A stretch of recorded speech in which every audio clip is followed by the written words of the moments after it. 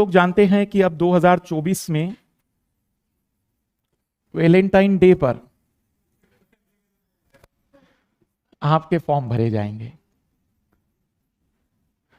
आखिरी डेट 2024 के फॉर्म भरने की रहेगी 5 मार्च। 20 दिन मिलते थे।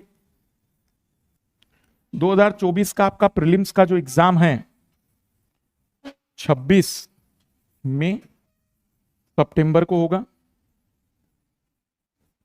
और जो मेंस का एग्जाम है 20 सितंबर को होगा।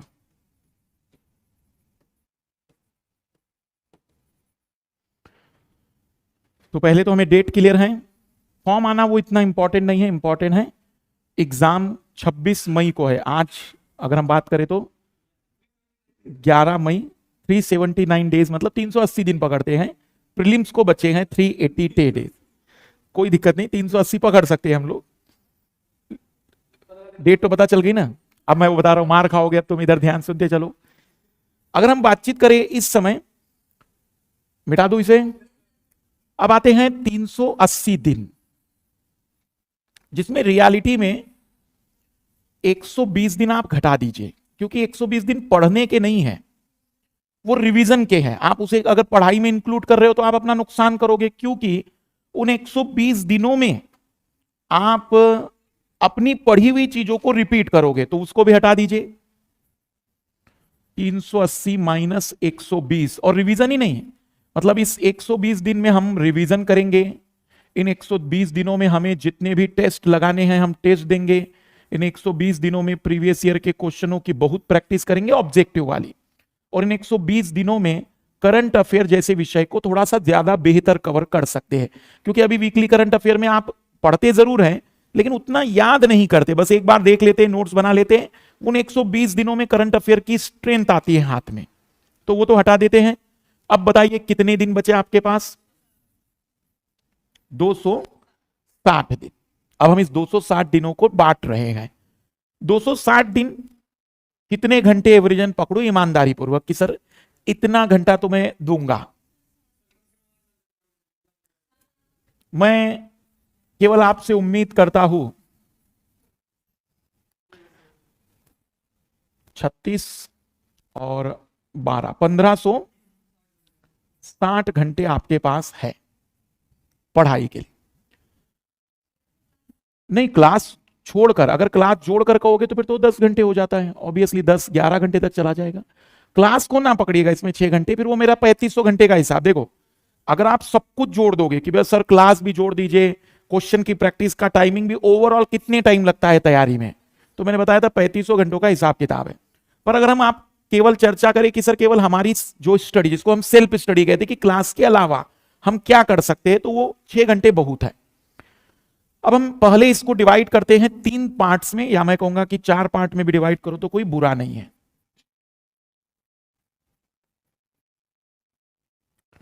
इन तीसरे और चौथे पार्ट में हमारा मेन मकसद सी सेट के साथ भी रहेगा, और पहले और दूसरे पार्ट में जीएस के साथ, मतलब ये तो जीएस रहेंगे, ये पेपर नहीं बोल रहा हूं मैं सेगमेंट में डिवाइड कर रहा हूं, प्लस ऑप्शनल का एटलीस्ट एक पेपर तो ये आपका रेडी होना चाहिए। अगर ऑप्शनल आप कहेंगे कि सर कुछ भी नहीं पढ़ा है तो आप मेरे पास पीटी पास होकर आ जाइए, वो मैं कर दूंगा कि भाई एक आखिरी हथियार मेरे पास कुछ ना कुछ तो मैं रखूंगा ही। मान लो पीटी निकल गया, ऑप्शनल किसी का कोई रेडी नहीं, तो मैं क्या करता हूं, भाई ऑप्शनल उठाओ जो भी तुम्हारे भरा हुआ था। मान लो उसने कहा सर मैंने हिस्ट्री भरा हुआ है, तो मैं उससे कहूंगा 10 साल के प्रीवियस ईयर के क्वेश्चन लाओ प्रॉपर तरीके से। हर एक क्वेश्चन पेपर में 8 क्वेश्चन आए हैं, 2 पेपरों में 16, 160 क्वेश्चन बिल्कुल जबान पे रट डालो, रटो समझो जो भी तुम्हें करना है। 160 ये हुए, 60-70 क्वेश्चन का प्रेडिक्शन मैं अनुमानित बता दूंगा। 200-250 क्वेश्चन में मुझे गारंटी होती है कि लगभग पेपर 1 में 3 से 4 और पेपर 2 में 4 से 5 क्वेश्चन फंसा देंगे। पर वो कैसा है? ब्रह्मास्त्र, अंतिम विकल्प है। तो वो अंतिम रूप में कि भाई अब कोई पीटी निकल गया और फिर कुछ नहीं, तो वो बात है। लेकिन सिलेक्शन की स्ट्रेटजी में ये बात सही नहीं है। सिलेक्शन जिसको हम कहते हैं अच्छी रैंक वाली स्ट्रेटजी में, तो एटलीस्ट एक पेपर तो रेडी रखिए जिनके दोनों हो जाएं, तो मेरे हिसाब से इससे बढ़िया कुछ नहीं हो सकता। मतलब जिन व्यक्ति के दोनों हो जाएंगे तो मैं कहूंगा कि सबसे बेस्ट है। अब आते हैं जो मैं चारों सेगमेंट की स्टडी की बात आपके साथ मैं करने जा रहा हूं, उस पर जरा गौर करते हैं।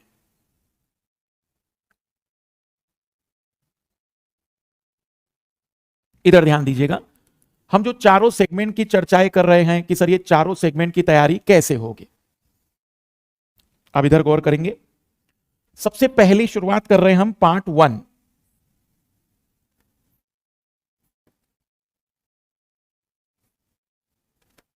ये थोड़ा सा लंबा रहेगा, 260 दिन है हमारे पास, 90 दिन,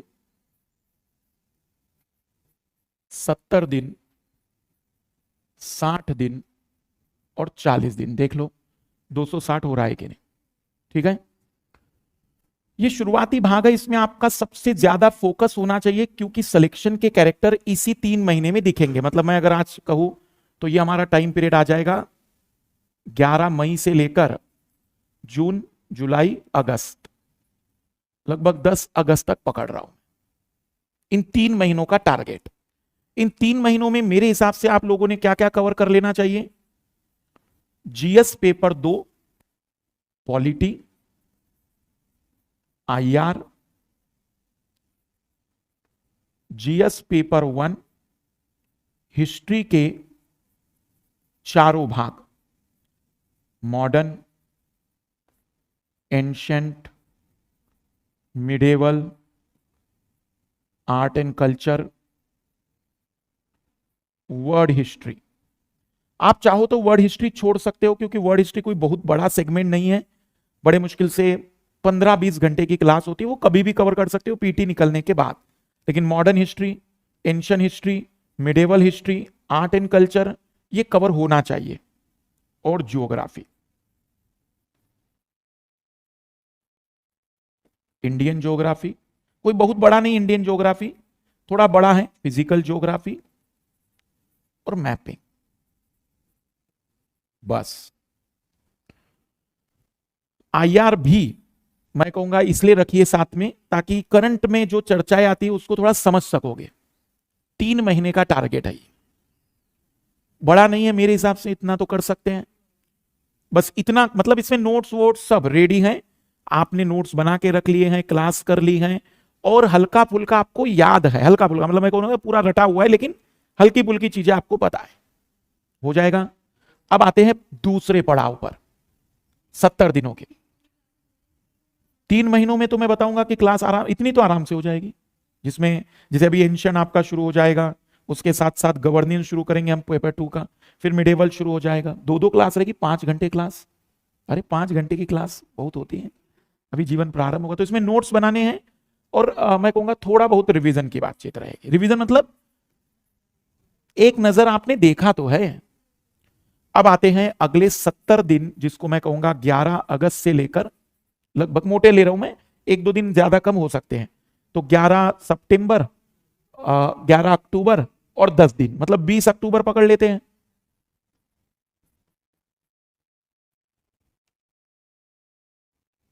अब इसमें हमें क्या करना है? इन 70 दिनों में सबसे पहला टारगेट है जीएस पेपर 3, जिसमें 3 विषय बस, economics, ecology and environment, science and technology. जरूरी नहीं कि खत्म हो पूरे तीनों, जितना भी कर सकते हैं, 3 में से 2 हो गए तो भी हमारा काम पूरा हो जाता है। प्लस ऑप्शनल पेपर 1, मतलब पेपर 1 पेपर 2 कोई भी, पूरा पेपर हो जरूरी नहीं है, पर पेपर की शुरुआत हो जानी चाहिए मेरे हिसाब से। जिन लोगों का इनमें से चीजें रेडी हुई है वो चाहे तो ऑप्शनल यहां शुरू कर सकते हैं, जिनका कुछ नहीं, बिल्कुल जीरो से शुरुआत कर रहे हैं, मैं उम्मीद करता हूं कि इतना तेज नहीं हो पाता, तो 90 दिन बहुत है इन चीजों को कवर करने के लिए जीएस में। फिर आते हैं 70 दिन, जिसमें हमें कवर करना है 3 subject, economics, ecology, environment, science and technology. जरूरी नहीं तीनों खत्म हो जाए, कोई दिक्कत। हाँ मतलब अब ऑब्वियसली ये किस्मत है, मतलब मैं खुश किस्मत हूं कि आप में से कई विद्यार्थी ऐसे हैं जो मेरे सोच से आगे है अभी, पर मैं गरीबी के लेवल से शुरू कर रहा हूं। मैं तो ये मान रहा हूं कि कुछ भी नहीं पता था, आज पहला ही दिन है उसके लिए। पर जिन लोगों ने जो जो कवर किया, मैं कहूंगा कि उनको तो गारंटेड बहुत बड़ा बेनिफिट है, तो वो तेजी से रिवीजन करके सीधे क्वेश्चनों की प्रैक्टिस में लग जाएंगे। भाई मान लो कुछ रेडी है आपका, तो फिर यहां पर आप क्या करेंगे, रिवीजन, उसको याद कर लीजिए, पूरा दोहरा लीजिए, इधर वाली चीजों को और दूसरी बार दोहरा लीजिए, तो एक मोटे तौर पर आपका यहां से रिवीजन हल्का फुल्का शुरू हो जाएगा। जिनका जो कवर हो गया, जिनका कुछ नहीं हुआ है, वे घबराएंगे नहीं, वो यहां से मानेंगे कि चीजें हमें प्रॉपर तरीके से पूरी करनी है। ठीक है, पर ऑप्शनल शुरू होगा यहां। ठीक है, तीसरा पड़ा, इनमें से कोई एक मैं मान रहा हूं कि बचा होगा, क्योंकि पूरा नहीं हो पाएगा। एक सेगमेंट जीएस का, ठीक है, ऑप्शनल भी मैं कहूंगा कि टाइम दीजिए यहां पर ऑप्शनल को। अब यहां मिसलेनियस में क्या क्या कवर करेंगे हम लोग, सामान्य विज्ञान, general science, physics, chemistry, biology. ये जीएस मतलब समझ में आ रहा है ना, जीएस मतलब ये जो आपका इकोलॉजी, इन्वायरमेंट, इकोनॉमिक्स और साइंस टेक था, इनमें से कोई बच गया होगा। और ऑप्शनल में अगर आपका दूसरा पेपर शुरू कर रहे हो तो भी चल जाएगा, पहला पूरा कर रहे हो तो भी चल जाएगा, बट यहां के बाद आप ऑप्शनल ये नहीं कहेंगे सर मैं तो अभी शुरू ही नहीं किया, तो ये फिर खतरनाक है। हाँ, इस तीसरे पड़ाव में जनरल साइंस को टाइम देना शुरू करेंगे, और इस तीसरे पड़ाव में हम सीसेट इंट्रोड्यूस करेंगे। ये टाइमिंग आपका शुरू हो जाता है लगभग 21 अक्टूबर से लेकर नवंबर, 21 दिसंबर, 20 दिसंबर तक मान लेते हैं। और तीसरा, यहां आपका ये जो पहला फेज था, इसे आप कहेंगे कि सर अब आप मुझसे पूछ सकते हैं कि मैंने इसमें क्या क्या पढ़ा है। मतलब रिवीजन का एक मजबूत शुरुआत होती है, इसको कहते हैं 6-2 की स्ट्रेटजी। मतलब 6 घंटे हम अपनी चीजों को पूरा करने में देंगे और 2 घंटे हम अपने रिवीजन को शुरू करते हैं। अभी 2 ही घंटे का रिवीजन स्टार्ट करते हैं, पर अभी इसको रिवीजन स्ट्रेटजी नहीं, वो 120 दिन तो प्रॉपर रिवीजन के। अब आपका बता दीजिए पहले तो बचा क्या है। हाँ पहले बता, नहीं नहीं वो आपका नहीं है, ये जो मैंने बताई इसमें अब कौन सा सब्जेक्ट बच जाता है। ये आगे ना हमारा इकोनॉमिक्स 2 बार दिया है मैंने, वो नहीं है, वही तो बता रहा हूं आपकी भाई, वो अगर कवर हो रहे तो उसको आप नोट्स बना के रख दोगे बस, उसका रिवीजन नहीं करेंगे आप। नहीं नहीं मैं ये कह रहा हूं वो तो सब मैं कवर कराऊंगा, अभी मैं जो दिन बता रहा हूं किस दिन में ये हो गया, ये हो गया, ये हो गए, विषय अब क्या बच गए मैं वो बताना चाह रहा हूं आपको। अब आते हैं एसे, एथिक्स, यही लोड है ना, मैं उस पर भी आऊंगा कि वो हम कब और कैसे कवर करेंगे। लेकिन अब मैंने आपको 40 दिन एक्स्ट्रा दिए हैं, अब इन 40 दिनों में मैं क्या मानता हूं समझेंगे अब आप। मैं ये मान के चल रहा हूं कि हो सकता है उन लास्ट के 40 दिनों में कोई ना कोई स्टूडेंट पिछड़ गया होगा, तो अब जो बच गया था, जो भी मतलब जो विषय मैंने बताए वही विषयों में जो बच गया था, प्लस यहां पर आप लोगों ने अपने रिवीजन को और भी बेहतर करते हुए करंट अफेयर को प्रॉपर शेप देना शुरू कर दिया है।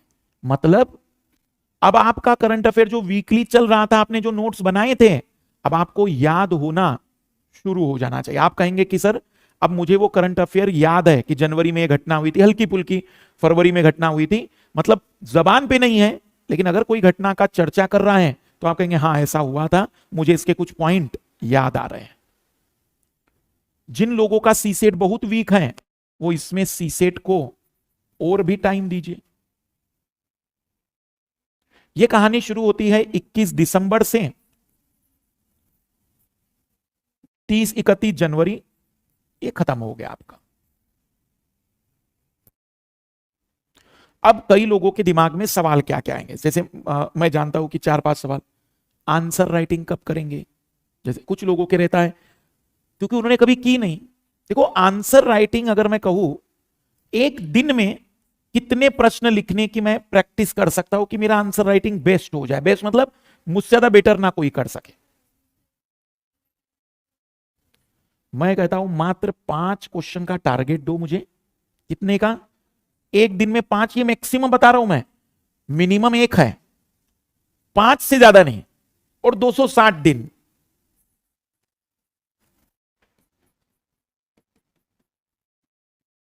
कितने क्वेश्चन लिख दिए आपने? एक क्वेश्चन को लिखने में 8 मिनट लगता है, हम 10 पकड़ लेते हैं, कितना हुआ 50 मिनट। ये 50 मिनट आप अगर 6 घंटे पढ़ रहे तो उसमें से निकाल दीजिए, मुझे कोई दिक्कत नहीं। अगर आपको लगता है कि आप एक्स्ट्रा कर सकते हैं, मुझे कोई दिक्कत नहीं। पर 1300 क्वेश्चन, हम देखो 1300 क्वेश्चनों की प्रैक्टिस का मेरा मकसद बता दूं मैं, वो क्वेश्चन कट पेस्ट होने वाले नहीं है, ये हम उम्मीद नहीं करते, क्योंकि यूपीएससी में ये उम्मीद करना पूरी तरह से मूर्खता है। पर मैंने आपको 1300 बार आंसर लिखवाने की प्रैक्टिस करवाई है। आपने अब इतनी बार थिंकिंग प्रोसेस से गुजरे हैं, इंट्रोडक्शन की गलतियों उसको सुधारा है, इतनी बार आंसर लिख दिया है कि अब आपका आंसर बेस्ट हो गया है। आपको पता है कि शुरुआत क्या करनी है, क्या एंडिंग रहेगी, बहुत है ये। रिवीजन से पहले 31 जनवरी तक ये काम खत्म करना है। फरवरी में कोई व्यक्ति मूर्खता ना करे कि सर अब मैं आंसर राइटिंग करूं क्या। अब आंसर राइटिंग में शुरुआत में जैसे पहला फेज चल रहा है, तो पहले फेज में आप कहेंगे सर अभी तो मैंने कुछ पढ़ा ही नहीं, मैं कैसे आंसर राइटिंग कर सकता हूं। तो निश्चित ही आप इसमें आंसर राइटिंग मत करना। पर मैं वीकली करंट अफेयर देता हूं तो कई बार एक पूरी खबर समझा रहा हूं, उसमें एक पीछे क्वेश्चन दे रहा हूं, आप उसकी शुरुआत करिए। मैं ये नहीं कहूंगा कि पहले ही दिन 5 शुरू करेंगे, सप्ताह में 3 भी क्वेश्चन लिख दिए पहली बार में तो चल जाएगा। अगले सप्ताह में 7 लिख देना, फिर अगले सप्ताह में हर दिन लिख देना, फिर अगले सप्ताह में 2-2 लिखना शुरू करना। अपने आप को थोड़ा टाइम दोगे कि चमत्कारिक रूप में चीजें हो जाएगी। यह आपका आंसर राइटिंग रहेगा। दूसरा, इस दौरान एनसीईआरटी और स्टैंडर्ड बुक, इनकी बातचीत चलती है। तो एनसीईआरटी और स्टैंडर्ड बुक, क्योंकि यूट्यूब पर हर दिन क्लास लेनी होती है कई लोगों को, जैसे मैं, तो भाई मुझे तो पढ़ाना ही है, तो मैं कुछ भी पढ़ा सकता हूं। मैं एनसीईआरटी पढ़ाऊंगा, मैं स्टैंडर्ड बुक भी पढ़ाऊंगा। तो थोड़ा सा बच्चों के मन में आता है कि मास्टर को एक विषय में 3 चीजें तैयार करनी होगी तब आईएएस बनेगा। मतलब एक तो क्लास, दूसरा उससे जुड़ी एनसीईआरटी, और तीसरा उससे जुड़ा स्टैंडर्ड बुक। तो ऐसी कोई शर्त नहीं। एनसीईआरटी बहुत अच्छी किताबें हैं उन विद्यार्थियों के लिए जिन्हें लगता हो कि उन्हें अपने शब्दावली को बेहतर करना है। देखो एनसीईआरटी का 2 मकसद है, टर्मिनोलॉजी को समझना, क्योंकि उसमें मैक्सिमम शब्दों को एक्सप्लेन किया हुआ है। दूसरा, जिन लोगों को लगता है कि सर बिल्कुल भी मतलब ग्रास रूट से स्टार्ट करिए, तो उनके लिए बहुत बेस्ट है। कुछ सब्जेक्ट की एनसीईआरटी मस्ट है, जैसे ज्योग्राफी की एनसीईआरटी में कहता हूं जरूर पढ़ो 11-12 की।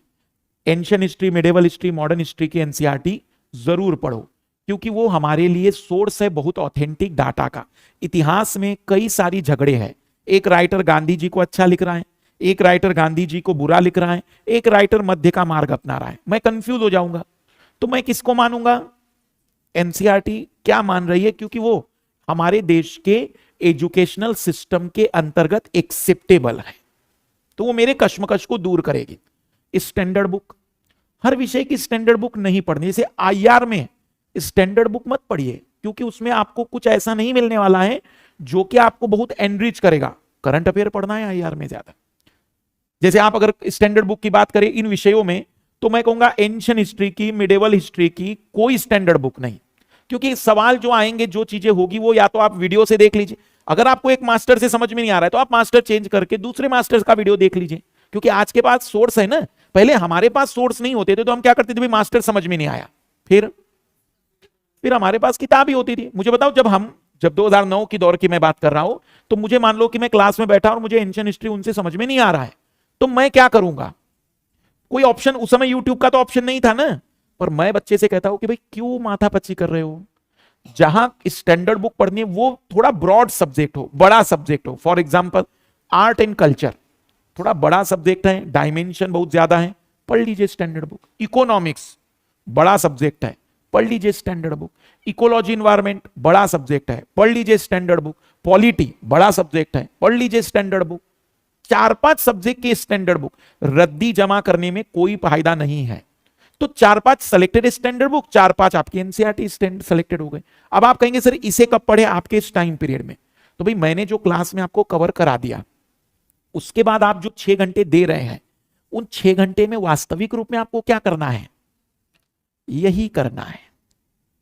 अब मान लो आपको पॉलिटी मुझसे समझ में आ गया, सब चीजें कवर हो गई, तो जबरदस्ती तो दूसरा मास्टर नहीं पकड़ोगे ना कि वो आदत डाली है, नहीं सर फिर भी मुझे लग रहा है, तो वो तो आत्महत्या है। क्योंकि रियलिटी में बता दूं मैं, अगर आपको सब्जेक्ट समझ में आ रहा है, मैं आपको एक दावे के साथ कह रहा हूं, करके देखना प्रैक्टिकल कोई छोटे सब्जेक्ट के साथ, पहले मुझसे पढ़ लेना, समझ लो में अगर आ रहा हो तो फिर किसी और मास्टर से पढ़ के देखना, मैं दावा कर रहा हूं 100 फैक्ट का पन्ना अगर तुम बना के दिखा दो मुझे, 100, सर ये 100 फैक्ट आपके पास नहीं थे, 100 मिल गए मुझे नए, मैं मान लूंगा कि आपने सच में अद्भुत काम कर दिया।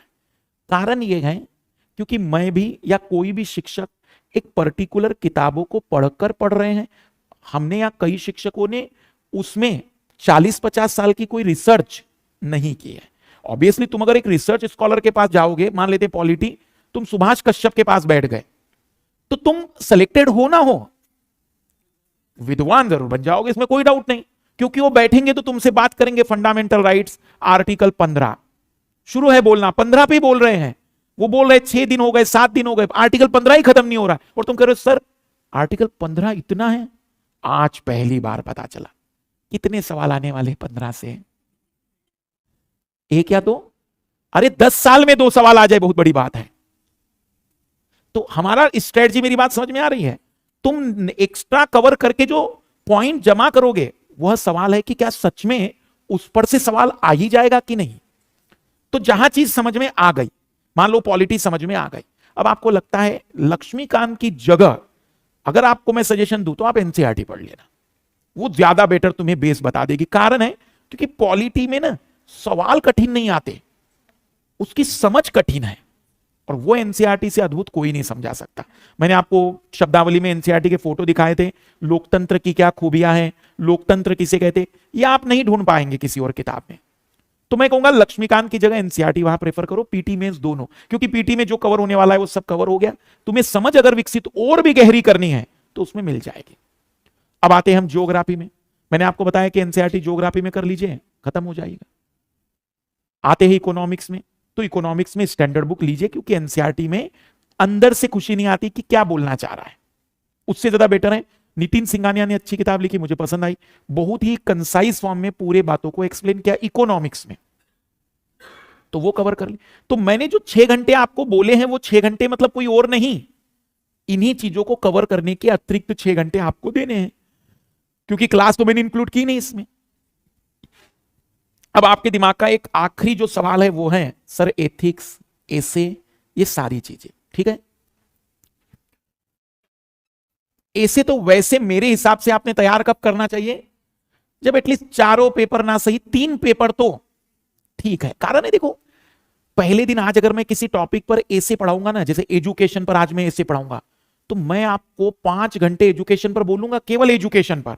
फिर मैं उसको बताऊंगा इतिहास, भारत में एजुकेशन के डायमेंशन, शिक्षा की परिभाषा, वास्तविक शिक्षा क्या होती है, एक्चुअल एजुकेशन क्या होता है, सरकार की क्या क्या स्कीम्स हो रही हैं, हमारे देश के अलावा दुनिया में एजुकेशन का क्या क्या मॉडल है, एजुकेशन को हमें किस दिशा में ले जाना है, एजुकेशन के क्या परिणाम हो सकते हैं, इस एजुकेशन ने हमारे समाज में क्या परिवर्तन लाए हैं, इस एजुकेशन के कारण हम किस तरीके का समाज और किस तरीके का युवा बनाना चाहते हैं, एजुकेशन में क्या क्या चुनौतियां हैं, उन एजुकेशन की चुनौतियों के क्या क्या समाधान हो सकते हैं, और उस शिक्षा से जुड़े हुए प्राचीन काल के उन्हीं बातों को हम आधुनिक रूप में कैसे प्रसारित कर सकते हैं, क्या हमारी शिक्षा पश्चात शिक्षा के कारण दूषित हो गई है, ऐसे सारे डायमेंशन में कवर करूंगा, और 5 घंटे केवल एजुकेशन पर बात करूंगा आपसे। आप कहोगे कि सर आप कहां थे और आप शिक्षा मंत्री क्यों नहीं बन जाते हैं? उसका कारण है क्योंकि मेरे पास वो कंटेंट है, पर वो मैंने पहले दिन थोड़ी रेडी किया है भाई, उस कंटेंट को रेडी करने में मुझे 12 साल लगे हैं। तो जिस दिन मैं आपके सामने एजुकेशन पर बात करूंगा तो आपको सच में लगेगा अद्भुत चीज हो रही है। तो बेस्ट क्या है, आप एटलीस्ट हल्का पुल्का कुछ पढ़ेंगे, योजनाएं पढ़ लेंगे, चीजें पढ़ लेंगे, तो जब आपको मैं बताऊंगा तो 50% एनरिच कर दूंगा। आप कहेंगे मैं भी हल्का पुल्का जानता था और सर ने मुझे, नो डाउट मैं बता दूं कि एसे की क्लास शुरू कराइए नए बच्चों में, बच्चे बहुत जल्दी फीस जमा करते और वो समझ जाते हैं कि अपने से इस लेवल की चीजें नहीं हो पाएगी, क्योंकि उस बच्चे को कुछ भी नहीं पता था, एजुकेशन का ई तक रियलिटी में उसको नहीं पता था। जब मैं उसको डेफिनेशन ही बताऊंगा जब वास्तविक शिक्षा की, कि शिक्षा का वास्तविक अर्थ क्या है, तो वो 2 बार सोचेगा। 12 साल जिंदगी के गुजर गए, 12 साल शिक्षा ले ली, लेकिन आज पता चला शिक्षा का अभिप्राय क्या होता है। बट वो बच्चे की केवल और केवल, अब देखो मैं क्यों ऐसा कह रहा हूं, उसके पीछे रीजन बता रहा हूं। देखो आपको चीजें नो डाउट अच्छी लगेगी बहुत, लेकिन आपके दिमाग में वो थॉट उस लेवल के नहीं जा पा रहे हैं जो मैं पहुंचाना चाह रहा हूं। उसके लिए थोड़ा मेच्योर माइंड मुझे चाहिए। देखो मैं अगर मान के